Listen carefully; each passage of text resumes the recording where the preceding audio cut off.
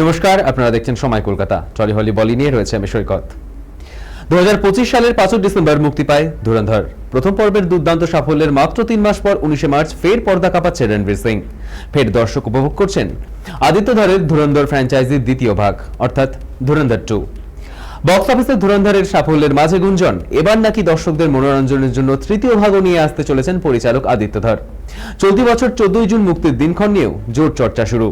তবে এই গুঞ্জনের নেপথ্যে রয়েছে সোশ্যাল মিডিয়ায় ভাইরাল হওয়া একটি ছবি, যেখানে লেখা ছিল ধুরন্ধর দ্য ফাইনাল চ্যাপ্টার 14 জুন 2026। জোর জল্পনা। এবার মুখ খুললেন পরিচালক আদিত্য। জানিয়েছেন এমন কিছুই হচ্ছে না, অনেক গুজবে ছড়িয়েছে। একই সঙ্গে নিশ্চিত করেছেন যদি এর মধ্যে কোনো সত্যতা থাকে তাহলে তিনি নিজেই সোশ্যাল মিডিয়ায় সেই খবর সকলের সঙ্গে ভাগ করে নেবেন।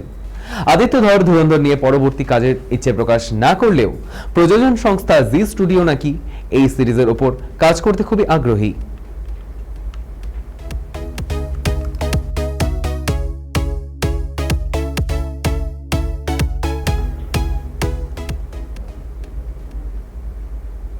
মুম্বাই ছবি শিকারীদের নিয়ন্ত্রণহীন দাপটে তারকাদের জীবন যে অতিষ্ঠ হয়ে উঠেছে তা প্রায়ই তাদের আচরণে বোঝা যায়। কোনো অনুষ্ঠানস্থল বা বিমানবন্দর হোক কিংবা রেস্তোরাঁ, সর্বত্র তারকা দেখলেই তাদের ব্যক্তিগত পরিসরে ঢুকে পড়েন ছবি শিকারীরা। অভিযোগ এমনই। এবার ফের মেজাজ হারালেন কাজল। মনীষ মালহোত্রার বাড়িতে ঢোকার সময় পোশাক শিল্পীর বাড়ির সদর দরজা পর্যন্ত পিছু নেন আলোকচিত্রকারীরা। আসলে মনীষের মা কিছুদিন আগেই প্রয়াত হন। তার স্মরণ সভায় গিয়েছিলেন কাজল। সেখানে আলোকচিত্রীরা পিছু নিতেই প্রথমে তাদের সঙ্গে যেতে বলেন কাজল, কিন্তু তারপরেও তারা কথা শুনতে চাননি। সেই সময় বিরক্ত হয়ে রাগ দেখিয়ে কাজল বলেন, ব্যাস অনেক হয়েছে, বন্ধ করুন। কাজলের এমন আচরণকে অনেকেই সমর্থন জানিয়েছেন, তেমনি একদল আবার অভিনেত্রীর এমন ব্যবহারের সমালোচনাও করেছেন।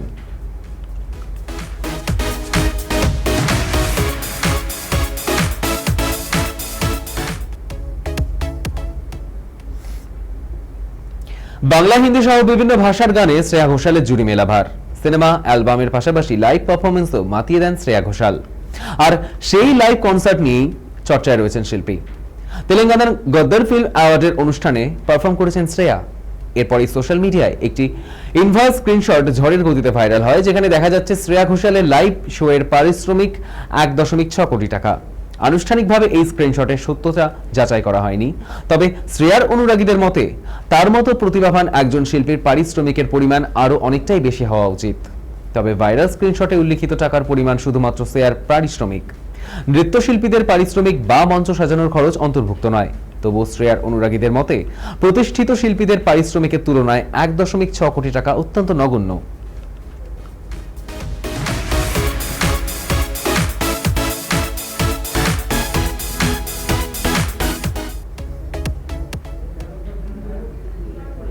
প্রতিশ্রুতির ডালি নিয়ে ভোটমুখী তামিলনাড়ুতে ঝড় তুললেন থালাপতি বিজয়। আন্তর্জাতিক নারী দিবসে রাজ্যের নবদম্পতিদের 8 গ্রাম সোনা এবং 60 মহিলাদের মাসে 2500 টাকা করে ভাতা দেওয়ার ঘোষণা করেছিলেন।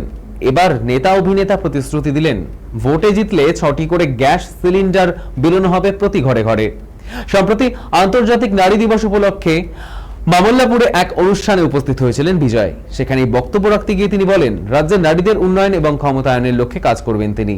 সেহেতু তার দল যদি ক্ষমতায় আসে তবে 60 বছরের বেশি মহিলাদের প্রতি তার মাসে 2500 টাকা করে দেবে এবং তার সরকার এছাড়াও অন্নপূর্ণী সুপার 6 নামের প্রকল্পের মাধ্যমে প্রতিটি পরিবারকে বছরে 6টি করে গ্যাস সিলিন্ডার বিনামূল্যে দেওয়া হবে। সব মিলিয়ে কারুর কাণ্ড ভুলে ভোটমুখী তামিলনাড়ুতে থালাপতি বিজয়ের ভোট প্রচার এখন সুপারহিট।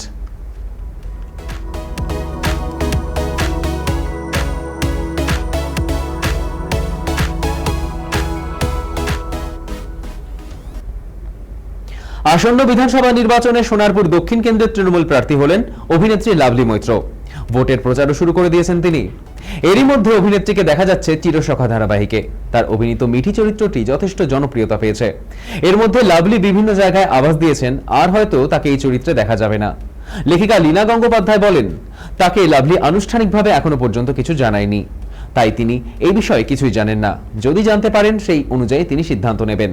অর্থাৎ নির্বাচনের প্রচারের জন্যই যে অভিনেত্রী ধারাবাহিকে অভিনয় করবেন না এমন কোনো বার্তা নেই প্রযোজন সংস্থার কাছে। চ্যানেল কর্তৃপক্ষের তরফেও এই বিষয়ে কিছু জানানো হয়নি। তাই আপাতত লেখিকা যেভাবে নিজের গল্প সাজাচ্ছিলেন সেইভাবেই গতিতেই গল্প এগোবেন।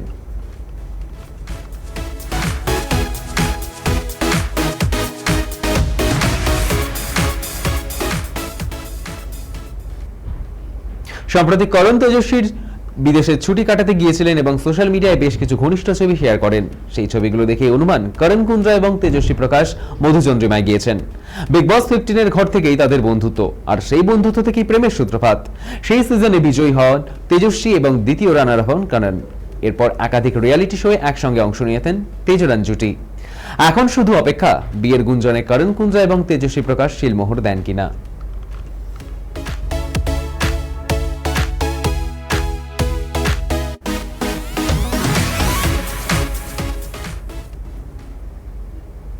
টলি হলি বলি এখনকার মতো এই পর্যন্তই। দেখতে থাকুন সময় কলকাতা, সময় বলবে সময়ের কথা।